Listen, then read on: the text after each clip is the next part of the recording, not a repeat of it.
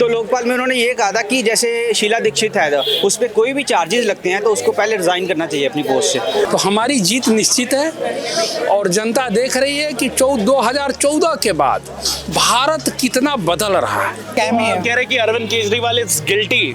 हाँ, नमस्कार, आप देख रहे हैं प्रत्यक्ष विदेशी समाचार। आपके साथ देवेश श्रीवास्तव तक मौजूद हूँ लखनऊ के 1090 की चटोरी गली में।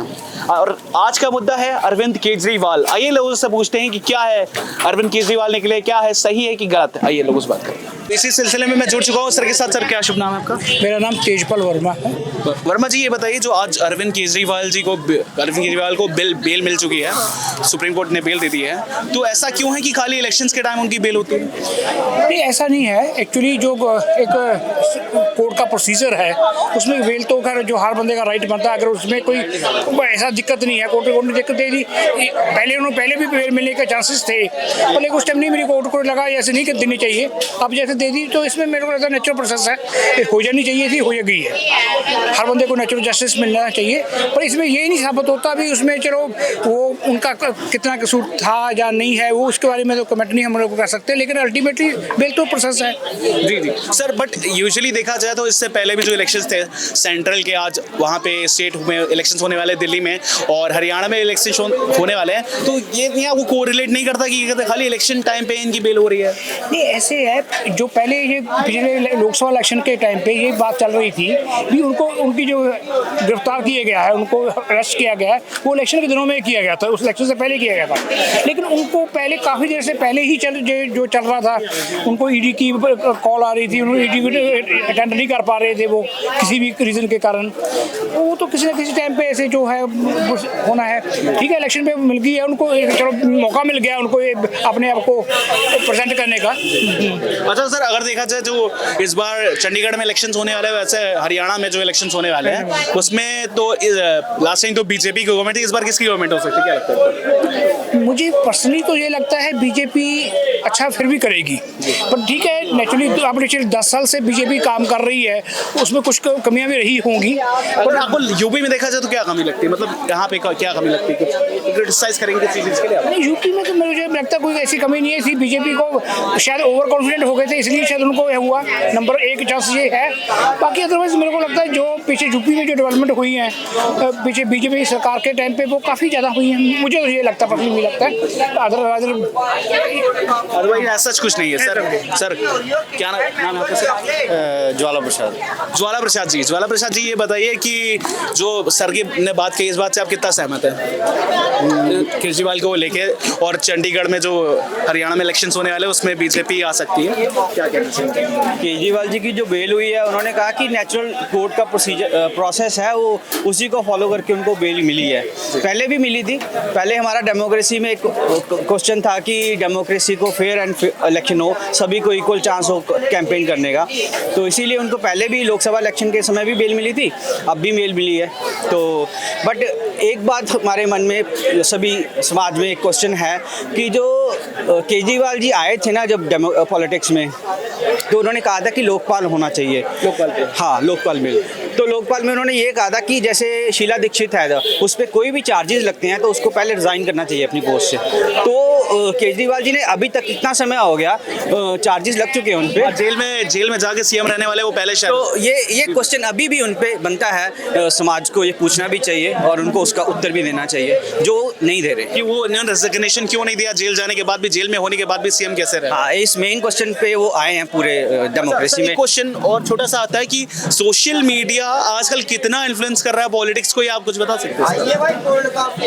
आप देखो, हर व्यक्ति के हाथ में मोबाइल है। आप ले लो 10-12 साल का बच्चा है, वो 7वीं 8वीं में जाता है, उसको स्मार्टफोन आ जाता है। और आप ले लो जो रिटायर हो चुका है, 10 साल हो गए, उसके पास भी स्मार्टफोन है। तो हर व्यक्ति जो है लोकतंत्र में जो पार्टिसिपेट कर रहा है उसके पास फ़ोन है, और सारे सोशल मीडिया प्लेटफॉर्म यूज़ कर रहा है, चाहे वो व्हाट्सएप हो, फेसबुक हो या ट्विटर हो।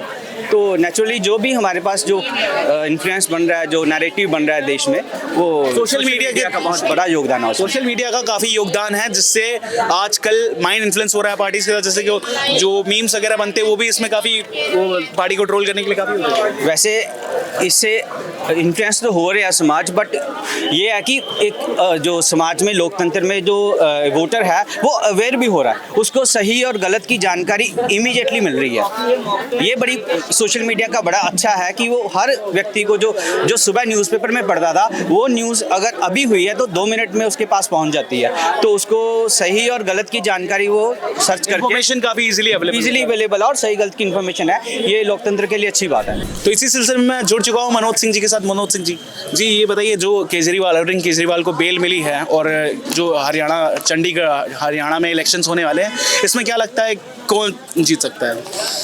भारतीय जनता पार्टी पूरे अपने बूथ के कार्यकर्ताओं के साथ तैयार है और हर चुनाव हम जीतने के लिए लड़ते हैं और लगभग चुनावों को जनता हमारे साथ है, हम जीतते रहे हैं। हम नेता नहीं लड़ते, हमारे कार्यकर्ता लड़ते हैं, बूथ का पदाधिकारी लड़ता है और वो चुनाव को जीतता है।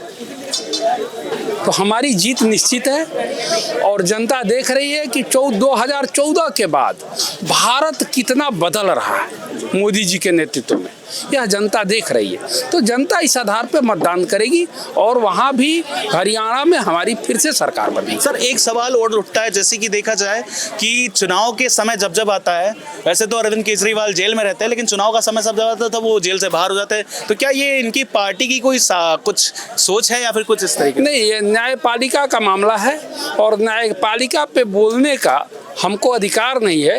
न्यायपालिका लोकशाही का चौथा स्तंभ है, लोकतंत्र का चौथा स्तंभ है और न्यायपालिका में बैठे विद्वान जज, उनको लगता है कि इनके पार्टी को प्रचार करने के लिए समय दिया जाना चाहिए, उस हिसाब से उनको समय, आपने देखा लोकसभा चुनाव में भी उनको समय दिया गया था, लेकिन उनके बाहर आने का भी लोकसभा चुनाव में कोई असर नहीं पड़ा। 7 की 7 सीटें हम दिल्ली लोकसभा जीते, तो उसी तरह से इनके आने और जाने से कोई फर्क नहीं पड़ता है। जनता जानती है कि शराब घोटाले में है और बेल पे तो मर्डरर बाहर हो जाते हैं, तो ये भी बाहर है और फिर अंदर चले जाएंगे। जी चलिए सर, बहुत बहुत धन्यवाद जी। तो सर, क्या नाम है आपका? मेरा नाम रेहान है।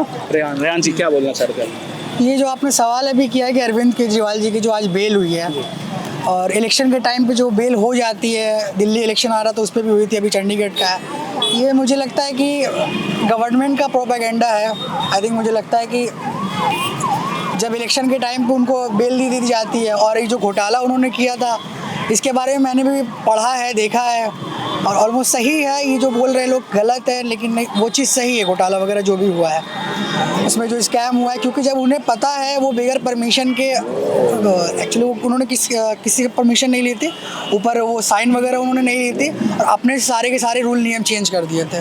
तो ये एक तरीके का स्कैम ही है। फिर वहाँ से साउथ के वहाँ से भी उन्होंने पैसा लिया था, तो ये एक तरीके से स्कैम ही है। कह रहे कि अरविंद केजरीवाल इज गिल्टी।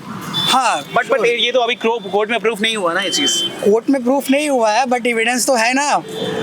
बाकी सोर्सेज जो बता रहे हैं वो एविडेंस तो है अपने पास, उसको भी तो हम लोग को लेके चलना है। तो आप बोले उसको कंसीडर करेंगे। अच्छा, बट आपको क्या लगता है, अगर देखा जाए इस बार जो इलेक्शन चंडीगढ़ में होने वाले हैं, तो कौन एक प्राइम उसमें उसका फेस हो सकता है इलेक्शन का? क्या लगता है कौन, मतलब कोई पार्टी जो आ सकती है, कौन सी पार्टी आ सकती है? चंडीगढ़ में तो फिलहाल अभी बीजेपी थी और हरियाणा। अच्छा, हरियाणा में सेम ही है क्या? अच्छा। तो वहाँ पे भी बीजेपी थी और अभी भी लगता है कि बीजेपी ही आएगी, क्योंकि अभी जो दिल्ली का इलेक्शन हुआ है इसमें जिस तरीके से बुरी तरीके से वो लोग पिटे हैं, हार हुई है, मुझे नहीं लगता कि वो लोग आगे जीत पाएंगे, क्योंकि सिर्फ 1 ही 2 सीट उन्होंने शायद जीती थी ना दिल्ली में।